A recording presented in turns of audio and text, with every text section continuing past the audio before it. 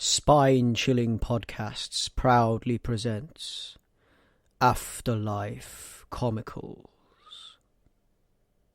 Welcome, friends. 'Tis Halloween. The night creeps and the fog settles. There is a brutal chill in the air, and the moon hangs a sickly orange in the sky, like the leering eye of some demon or fiend. And here you are, in my attic, the library of the damned. The damned penniless who spend all their money on comics. And if it is comics you seek, then it is a feast you shall have. I am the Loft Dweller, the thing in the attic, the sinister creak and thud you hear above you at 4 a.m. And tonight I bring you a triple feature of supernatural tales, monstrous yarns and cosmic horror. Please make yourselves comfortable. Yes, welcome to Afterlife Comicals. Tonight it's just me, Greg, and I'm going to chat on about some of the books I've chosen for this most ghoulish of occasions from the dusty shelves in my Library of the Damned. And before I jump in, it's been spooky season, and this month I have put together for you a little playlist on Spotify to go with the books I'm about to talk about, or your own spooky selection. And it's a collection comprised of some occult rock, heavy metal, stoner rock, and doom metal. We've got artists like Black Sabbath, Cathedral, Jupiterian, Jextoth, The Misfits, Pallbearer, AFI, Mastodon, Occultation, Jess and the Ancient Ones, Blood Ceremony, and it goes on and on and on. And it's a pretty cool list, and it just, for me, it's kind of the Halloween mood in a playlist. So I hope you'll enjoy that. It's called Afterlife Comicals. If you want to search for it on Spotify, I will provide a link with this show. So, on we go. And the first book I have to talk to you about tonight is a collected edition of some comic adaptations of H.P. Lovecraft material. Primarily stories concerning Cthulhu. The book is called Lovecraft, the Myth of Cthulhu. Now, upon opening the book, obviously we know that H.P. Lovecraft, he was terribly racist. And it does show in his work, and I acknowledge that, and see it, and it does concern me, and it is uncomfortable to read at those points. Now, I'm just going to let you know that these adaptations to the comic medium are quite faithful in that, and they do not really dampen the overall undercurrent, but it is dampened to a point, I suppose, compared to the original text. These are kind of lost, republished adaptations from the early 80s, which I'll get into later. And what I just wanted to address was that despite the negativity that Lovecraft has in his work, and despite the concerning amount of racism, what it's led to, and the legacy that it has left behind, all this cosmic horror and everything else that we can enjoy nowadays, is something to celebrate, I suppose, even if it is bittersweet, because, as I say, he was terribly racist, and we address that and we see it in his work, and it's a shame, really. But there we go. So, let's get straight in and talk about the artwork. So we've got this beautiful... These stories are like... they were adapted in the early 80s, and the story goes that they were adapted to be published by a Spanish publishing company. They were never published. They were lost. Ended up being published in the back of a Spanish children's comic, and then ended up being published in America at some point with a completely different script, but the same artwork. And it's taken until this year to kind of get this edition where they are published as they were meant to be read. And yeah, that's the TLDR, and it's a pretty weird tale. It's all laid out in the front of the collected edition in a preface. So, this book is adaptations of 3 Lovecraft stories. It is the Nameless City, the Festival, and the Call of Cthulhu. These are all stories that fit into the Cthulhu mythos and concern the Cthulhu mythos. So these are wonderful adaptations. They capture the tone and the mood very well. The strangeness of Lovecraft's vision concerning his monsters and his creatures is captured, and also, you know, the mood and the strangeness of the tone and what he's trying to lay out is also captured very well. We've got this beautiful, moody, black and white artwork, almost like etchings, shadows serve to build atmosphere and tension. It's beautifully detailed and it's alive. It jumps off the page when you look at it. It's this, like, you can almost see it moving. It's eerie. It's just awesome pen and ink, and the pages are composed of panels varying in size with narration. There's not much for speech bubbles and for text inside the panels. It's more narration. So, because obviously in the way it's laid out as well in the page layouts, it's actually evident and actually comes across nicely that these are memories being recounted by someone that's lived through it. So obviously, with the way Lovecraft used to frame his stories, a lot of it was somebody recounting a tale as if they were sitting with you in the room and speaking to you. And that's kind of what's done here, and it's very nicely done indeed. Now, they have like an ethereal quality, and like it's almost like the images, like the artwork coupled with the way the narration is done, and the way the page is laid out, it all comes together to almost as if you're listening to a person recount a nightmare and trying to picture it in your own head. It has this kind of it's like this kind of feel that it's from memory, and the silence of the panels, save for the odd environmental sound, kind of again helps to reflect that and bring that forward. So save the odd little bit of onomatopoeia and the odd environmental noise, we've got this this kind of like recounting of a nightmare almost. There's perfect pacing as well in the way these tales have been adapted. They've been adapted and paced perfectly. It feels like a complete tale. It doesn't feel like there's anything missing. It's great for that. It's 3 individual nightmares, and just a great adaptation of the Cthulhu mythos. 3 individual nightmares for Halloween, and it's great. And this was a collection over 30 years in the making, and it's well worth picking up and reading just to experience that, and just to see like a faithful adaptation of H.P. Lovecraft's work, and to actually kind of acknowledge where a lot of what we are reading and enjoying nowadays has actually had its roots, even if those roots are slightly rotten, as we discussed at the beginning. And yeah, just to finish off, it's a glimpse, a window almost into a certain kind of fear prevalent in a lot of Lovecraft's work. A fear of something greater, a fear of something unimaginably ancient. I will get my words out. And a fear of something that was here before us and will go on long after we are. And long after we're gone. And it's kind of the true genesis and root of cosmic horror, I suppose, these sort of tales. And it's just a great collected edition. And this is available from IDW in hardback format. The whole endeavour actually is an undertaking by one man, and that is Esteban Maroto. So he was the artist, the writer, and the letter and everything else. So this is all him. We have colours. The cover itself is by Esteban Maroto, and we have colours on the cover by Santi Casas. The translation is by Ana Rosenwong, because obviously these were originally written in Spanish. It is edited by Justin Eisinger and Alonso Simon, and the production is by Ron Estevez. The publisher, Ted Adams and IDW. So there we go. That is the Lovecraft, the Myth of Cthulhu, which is a great collected edition. Now, moving on from there is something that I get rather excited about. And this is my next tale. This is the monstrous yarn of the triple feature, and this is Godzilla in Hell. So this obviously is a book that deals with the King of Monsters, Godzilla, in Hell.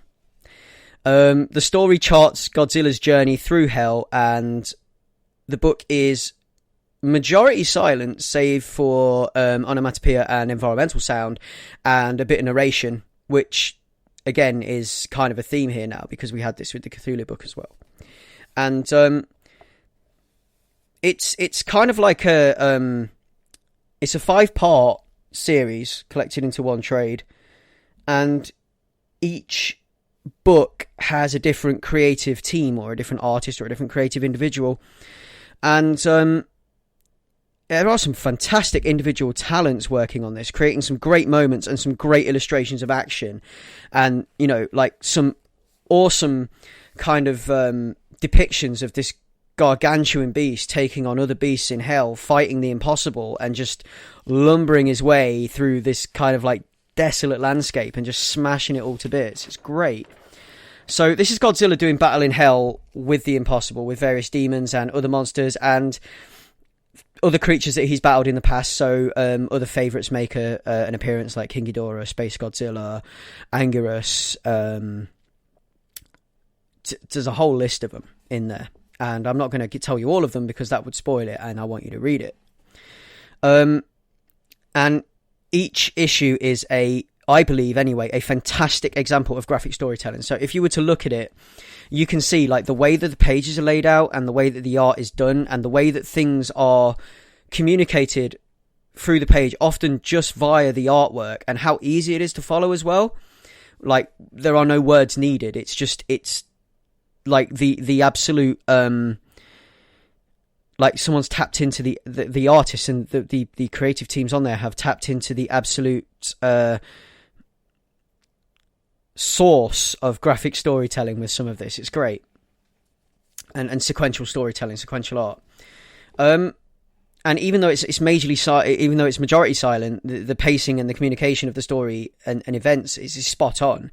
And each chapter or book, it captures a specific facet of Godzilla's immortal, unsilenceable rage, and during his travels through hell, the primal power and the sheer scale of the destruction that he's capable of. One thing the many artists capture well is the scale, and this big beast of pure destruction and rage, and how he's lumbering through this desolate, hopeless landscape, and how they capture that and how they communicate that is great. When I say silent, I think silent is the wrong words, because even at the points where there are no narration and there's no onomatopoeia per se, just movement communicated, these panels are cacophonous. You don't need to be told there's noise to hear the drone, the crunch, the thump, the smash, it's just all there. The sound of pure energy, Godzilla spitting it forth against the chest of King Ghidorah or something like that. You know what noise that makes. You don't need to be told. And I just think it's an excellent collection and a great example of graphic storytelling, and something that everyone who's a fan of the medium should have in their library, because it's a brilliant piece of work.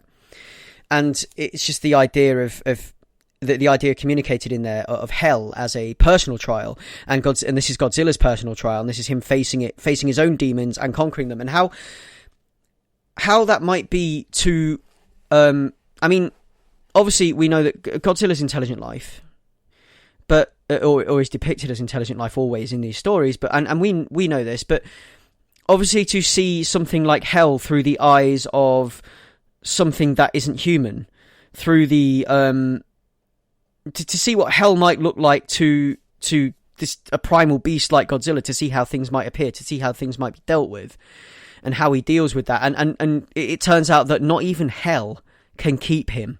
Not even hell can bind him. He answers to no one. Like, there's a really good point in this story where you learn that Godzilla literally answers to no one. And it is brilliant. And yeah, it's just him conquering his own personal trials and his own personal demons. And I just love it start to finish. And I'm going to roll through the credits, and just to give you an idea of some of the talent that is encompassed in this 5-part story, and why you should be buying this, because it's just a beautiful book. So, with the first story, it's the story and art is by James Stocko, who is one of my favourite artists, and he has this great kind of detailed... I always call it like crud or grungy style, because there's so much detail and there's so much going on. And when he draws crumbling rocks, or when he draws piles of like destruction, and he's very good at that. And that's what I love. I love how detailed his work is, and I love how these, like, he's so good at drawing particles and drawing and creating a sense of like the amount of separate entities that can be in one space when there's like a pile of rocks or something like that. It's just beautiful. Next up, the second portion of the book is... I'll just rattle through the book now so I can get to the credits. The second portion of the book is story and art by Bob Eggleton. And what we get here is we get this kind of like classic detailed fantasy art, or things that, you know, like kind of like what you might see to describe the style, something you might see in a role-playing rulebook. And this is heavily narrated, but it's this classic kind of painted style, and again, it's beautiful. And there's not a white patch on the page, save for where the narration is, and it's just wonderful for that. You are literally in these locales and environments where Godzilla is as he lumbers through in this tale. Like, you are thrown into it by these pages, because they spread out beyond the borders, and you are sucked in. You become part of it. It's like you're there. You can feel the cold. You can feel the heat. You get wet when he's in the water, and it's just fantastic. We've also got the third tale, which is by Ulysses Farinas and Eric Freitas, and we've got art by Buster Moody here, and colouring is assisted by Ludwig Laguna Alumba. And again, this is again going for something a little bit like what you would more towards what I would call traditional comic art. But again, there's barely any white borders, and it's a majority silent piece with some really nice single panel work and things like that, and some really nice full page work. And this one's great. This is the I answer to no one moment, and this is probably like one of my favorite points in the book. After that, we've got Brandon Seifert, Ibrahim Mustafa, who's on art, colours by Marissa Louise, and this is again artwork's in a similar vein to the previous one, and again it's in a similar way. It just I'm going to keep coming back to this, but the way it manages to communicate the story without using words is just beautiful. And the final portion of the book, which is Godzilla's Ultimate Triumph, that is by Dave Watcher, and he is the story and the artist, so he wrote it and drew it. And there's a lot of one-man operations here in this book. Actually, there's a couple, and they're all very good. And I mean I do love it when it's all by one person. I love it because there's kind of like a harmoniousness to it, and a homogeny that you don't usually get. With it, that you wouldn't. I mean, I'm not saying that other creative teams can't work together and can't share ideas and can't produce something on the same level, because they do, and it does happen. But it's just when it's all by one person, the pieces fit together so much more snugly, I believe. And you can just see that here. It's just great. So that is Godzilla in Hell, and that is available on IDW again, and that is a collected edition. And yeah, the main cover is by James Stocko, and it's absolutely gorgeous. So yeah, and there's a quote by IGN here, which I pretty much echo, in the fact that Stocko was pretty much born to draw a Godzilla comic, which I 100% agree with. So that is Godzilla in Hell. Now, the third and final book I have for you tonight, this is me fanboying out, and this is Get Real Ghostbusters. And this is it comes from the IDW Ghostbusters run, and this is the the creative team that in previous episodes I've lauded and banged on about. Well, this is them. This is Schoening, Delgado, Burnham and Waltz, and this one is a love letter to the real Ghostbusters cartoon, which is something that I was very fond of as a child, and I'm still fond of now. Me being a huge Ghostbusters fan, it's no secret. If you've heard me talk before on this cast, then you've probably heard me say this. So yeah, it's a love letter to the brilliant real Ghostbusters cartoon, and from the outset, even down to the cover of the collected edition, resembling an old VHS, which is similar to one of the ones I had. It's one of those Magic Window VHSs, Hollywood Children's Collection, with kind of like the grey, and then there's like a panel in the middle with the artwork on, either a kind of a screen cap of the show or some original artwork. I had Volume 4, which featured episodes Night Game and Beneath These Streets. Night Game is the episode where Winston Sedmore goes to the Jaguars baseball grounds, and there's a supernatural disturbance there, and they play baseball for Peter Venkman's soul.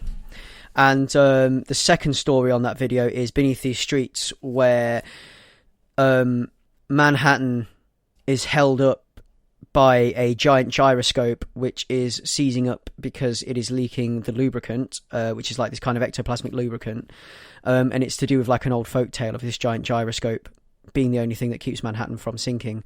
And this is like a feature story for Ray Stantz. And they're in the middle of a heat wave, and they don't know why, and it's because of this incredibly this lubricant, which is almost like lava, this like ectoplasmic lubricant, and it's a really cool tale. So I love this IDW Ghostbusters creative team, and you can always tell how much love and care goes into the treatment of the franchise with these guys. This has a by fans for fans feel, and in this particular collection, especially the Ghostbusters of the movie continuity cross over with the real Ghostbusters of the awesome television series, and the main villain in this one is a villain called Proteus, which is from the television series, and it's an episode in I believe on Netflix. This one will be in season 2. And the episode is called Janine Melnitz's Ghostbusters. So if you're interested in if you're interested in checking any of those episodes I've mentioned out, I think all of them are in season 2 on because Real Ghostbusters is available on Netflix, and I think all of them are in season 2 on Netflix by Netflix listing. So Janine Melnitz's Ghostbuster is the episode where Proteus is originally from, and actually it's kind of like a really nice background watch for this comic, because some of the events in this comic run concurrent with what happens in that episode, because it's kind of set within that episode. So in the events of that episode, the Ghostbusters are sent to limbo by Proteus, and Janine has to save them. Well, when they're sent to limbo by Proteus, this is kind of what happens. So it's great for that. It's kind of set within that episode, and it's within continuity, and it just brings the two worlds together, and it is the way that this creative team have actually brought together.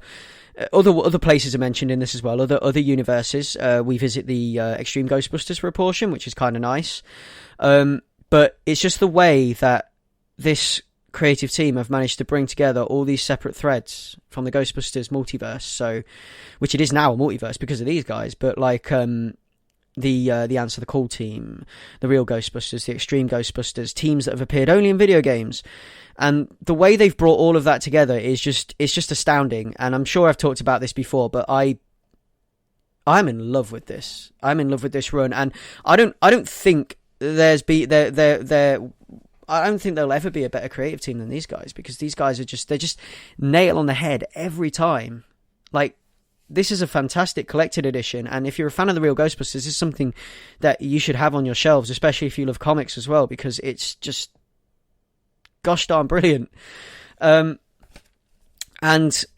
yeah, they meet so Proteus whisks them away, and they meet the real Ghostbusters in air quotes, and yeah, it just spirals from there, and it's how they get back to their own dimension and how they work together, how these two teams work together to vanquish this foe. And the creative team here, they build a fantastic nostalgia laced event, a fantastic nostalgia laced adventure. I'm so excited, I can't get my words out. And there's such care and attention to detail, including the art and the way the Real Ghostbusters are represented. It's like almost like perfectly mirroring the show. I mean, they look exactly like the show. Dan Schoening's character designs are always brilliant and on point anyway. Like his original character designs when he's drawing the Ghostbusters from the movie universe, like the original 4, he and the original characters within that, so like Ginny Melnitz and such, he gets that on point, on perfect, and such love and attention as well with the Real Ghostbusters. It's great.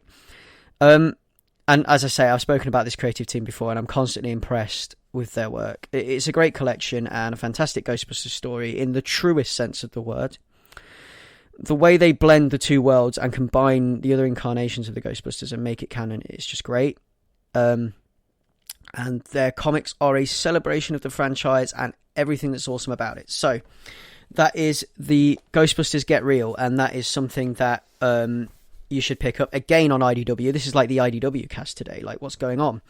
And the full credits here, full creative credits. We have written by Eric Burnham, art by Dan Schooning, colours by Luis Antonio Delgado, letters by Neil Iotake and Tom B. Long, and Sean Lee.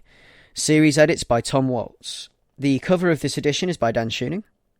Cover colours are by Luis Antonio Delgado. Collection edits are by Justin Eisinger and Alonzo Simon, and the collection design by Neil Iotake. So that is the Ghostbusters Get Real, and I mean, even down to, like, because they had the Magic Window logo. So the way they've done the Magic Window logo on this, they've put interdimensional portal, and they've got the Ghostbusters stepping through it. And if you've seen the actual Magic Window logo from the original VHSs, then you'll get that joke. It's brilliant. But yeah, this is like a fan piece. It's great.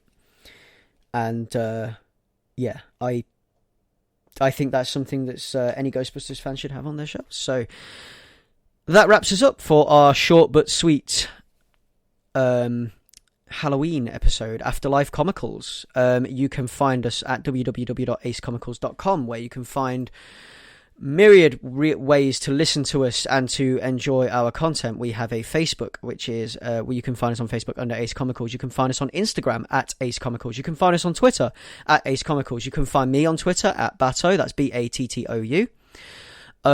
You can listen to us on Apple Podcasts, Overcast, Pocket Cast, Spotify, Stitcher, TuneIn, and Castro. If you want to ask us a question, you can direct your questions to acecomicals@gmail.com, or you can DM us on Twitter, and we will be able to get back to you that way.